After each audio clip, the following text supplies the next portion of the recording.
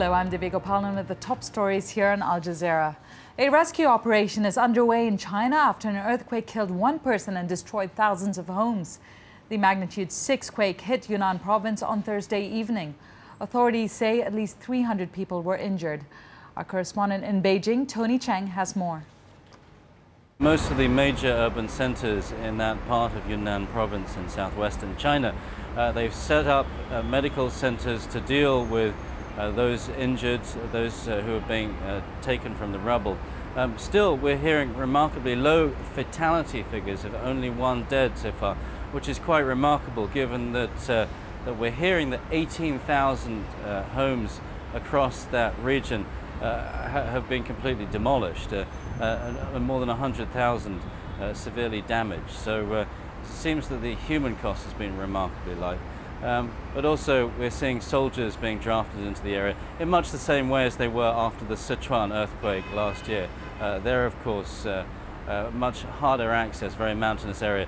This is a mountainous area. There are parts which are inaccessible, and we do expect to hear more as the day continues. There will be no Friday prayers in the capital of China's far west Xinjiang region following deadly riots earlier this week. Chinese authorities say they've ordered mosque in Urumqi closed for the sake of public safety. Muslim Uyghurs in the city are being told to pray at home. Well, in Italy, world leaders gather for their final day of meetings in L'Aquila at the G8 summit later on Friday.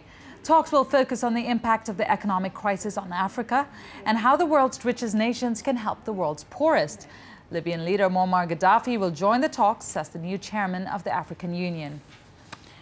Protesters have again taken to the streets of Iran 4 weeks after a disputed presidential election. However, witnesses say police fired tear gas and beat protesters with batons at one of the demonstrations. The protests came despite a government ban on gatherings. And talks aimed at ending the political crisis in Honduras have ended without any resolution.